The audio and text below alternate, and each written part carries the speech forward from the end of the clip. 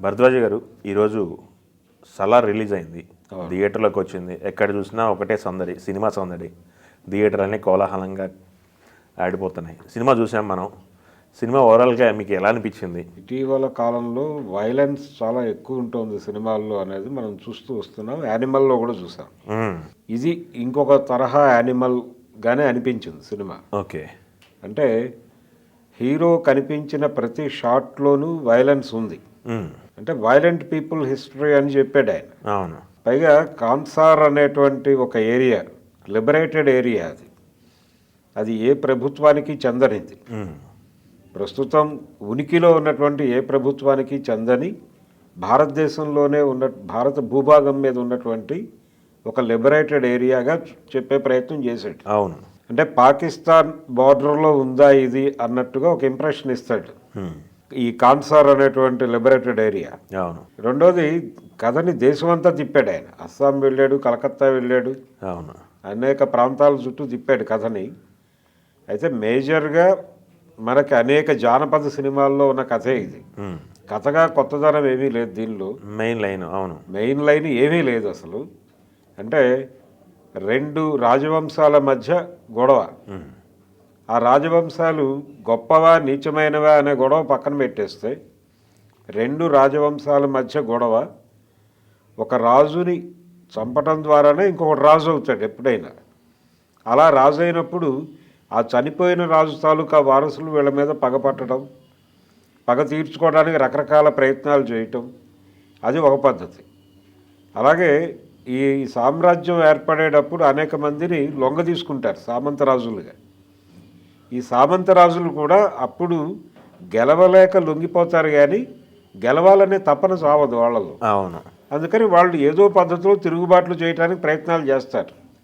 ఇది అనేక చరిత్రల్లో మనం చదివిందే, చూసిందే. అవును.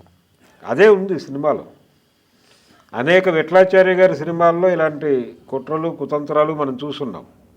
బందిపోటు, జయసింహ ఇలాంటి సినిమాల్లో ఈ కుట్రలు కుతంత్రాలన్నీ ఉన్నాయి. రీసెంట్గా బాహుబలిలో కూడా అదే చూసాం మనం. అవును. దాదాపు అలాంటి కథే. అయితే ఇందులో ఉన్న మెలికేంటంటే, ఒక ఓడిపోయినటువంటి రాజు తాలూకా వారసుడు గెలిచిన రాజు తాలూకా అంటే నిరాదరణకు గురైనటువంటి బిడ్డ. గెలిచిన రాజుకి నిరాదరణకి గురైనటువంటి ఒక బిడ్డ ఉంటాడు. అంటే రెండో భార్య కొడుకో లేదు ఉంపుడు కత్తె కుమారుడో ఇలాంటి పరిస్థితి ఉంటుంది. వాళ్ళు కొంచెం దిగువ శ్రేణిలోనే పెరుగుతారు. వాళ్ళిద్దరి మధ్య స్నేహాన్ని నడిపాడు. అయితే ఈ స్నేహం వెనక ఏదైనా కాన్స్పిరసీ ఉందా? అతనికి గెలుపు కావాలి, ఇతనికి గెలుపు కావాలి. ఇతని గెలుపుకి అతను సహకరించినట్టుగా సినిమా నడుస్తుంది ఫస్ట్ పార్ట్. అయితే ఈ నడక వెనక ఏదైనా కుట్ర ఉందా ఈ సలార్ అనే క్యారెక్టర్కి? అలాగే అతని స్నేహం, అతనితో అంత ఇంటిమేట్ స్నేహం నడిపినటువంటి పృథ్వీరాజ్ క్యారెక్టర్, దానికి ఏదైనా, ఆ క్యారెక్టర్కి ఏదైనా హిడెన్ ఎజెండా ఉందా? అవును అనే ఒక డౌట్ క్రియేట్ చేసి ఆపి, ఇది మీకు సెకండ్ పార్ట్లో క్లారిఫికేషన్ ఇస్తానంటాడు. ఇది ట్రెండ్. సలార్ సినిమా నడిచిన పద్ధతి ఇది. కాబట్టి కొత్తగా ఏమీ అనిపించలేదు సినిమా. కొత్తగా అనిపించలేదు. కాకపోతే జానపద, చారిత్రక, పౌరాణిక ఇలా అన్ని జానర్స్ మిక్స్డ్గా కనిపించింది సినిమా. సాంఘికం కూడా. అది ప్రజెంట్ టైం లైన్లోనే నడుస్తున్నట్టుగా చెప్తాడు సినిమా. ప్రజెంట్ టైం లైన్లోనే నడుస్తుంది. కానీ దీనిలో జానపదాలు, పౌరాణికాలు, చారిత్రకాలు అన్నిటి రెఫరెన్స్లు కనిపిస్తాయి. అవును. కాబట్టి అందుకనే ఆడియన్స్ టాక్ మిక్స్డ్గా ఉండటానికి కారణం అదే. నటినటుల పనితీరుకి వచ్చేసరికి ఎలా ఉందంటారు? వీళ్ళు పర్ఫార్మెన్స్లు ఎలా ఉన్నాయి? మొత్తం పెర్ఫార్మెన్స్ సైడ్ వస్తే ప్రభాస్కి ఒక రకంగా మార్వెల్ హీరోగా చూపించారు అతన్ని. మనకి హాలీవుడ్ సిరీస్లో మార్వెల్ సినిమాలను ఒక సిరీస్లో వస్తాయి, ఐరన్ మ్యాన్ ఈ టైప్లో. అలాంటి ఒక క్యారెక్టరైజేషన్ కనిపించింది. అతని ముఖంలో ఏ రకమైనటువంటి ఎక్స్ప్రెషన్స్ ఉండవు. తల్లి మాట వినే కొడుకుగా, అలాగే పిల్లలతో క్రికెట్ ఆడటం, ఇలాంటి సన్నివేశాల్లో కూడా అతను కొంత వేరియేషన్ చూపించే ప్రయత్నం చేశాడు. కానీ టోటల్గా క్యారెక్టర్లో ఒక సింగిల్ ఎమోషన్ చాలా రౌద్ర రసం నడుస్తుంది. ఆ రౌద్ర రసం మిగిలిన వాటి అన్నిటినీ డామినేట్ చేసింది. ప్రభాస్ ఉగ్ర రూపస్యగా నడిచింది సినిమా. ఓకే. అగ్రెసివ్ ప్రభాస్ కనిపించాడు కానీ మీకు ఎక్కడ ఎంటర్టైనింగ్ ప్రభాస్ లేడు. అలాగే రొమాంటిక్ ప్రభాస్ లేడు. ఒక సింగిల్ లైన్లో నడుస్తుంది క్యారెక్టర్. అది అతని వరకు. అవతల పృథ్వీరాజ్ తనకి అంటే పెర్ఫామ్ చేయడానికి కొద్దో గొప్ప స్కోప్ ఉన్న క్యారెక్టర్ అది. దాన్ని తన పద్ధతిలో తను చేసుకుంటూ వెళ్ళిపోయాడు. రెండోది ఎమోషనల్గా జనాలు కనెక్ట్ అయ్యేటువంటి సన్నివేశాలు పెద్దగా కనిపించలేదు సినిమాలో. అంటే థియేటర్ ఎమోషనలైజ్ అవ్వాలి, అలా థియేటర్ని ఎమోషనలైజ్ చేసిన సన్నివేశాలు కనిపించలేదు సినిమాలో. 2-3 చోట్ల అవకాశం దొరికింది డైరెక్టర్కి.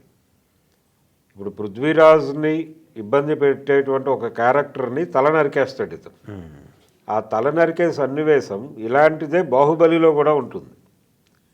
బాహుబలిలో ఆ సీన్ని చాలా ఎమోషనలైజ్ చేస్తాడు రాజమౌళి, టేకింగ్ సైడ్.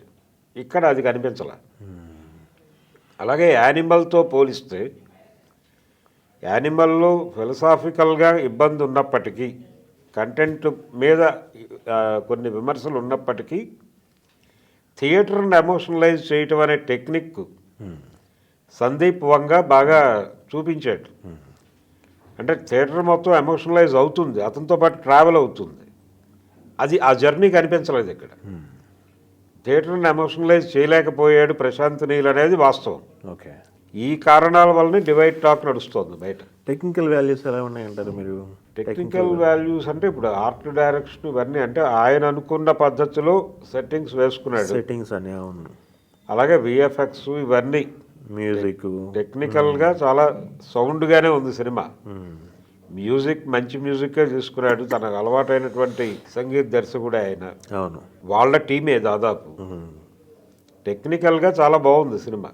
కాకపోతే ఎమోషనల్ చేయటం, థియేటర్ని ఎమోషనలైజ్ చేయటం దగ్గర కొంత లోపం కనిపించింది. ఓకే.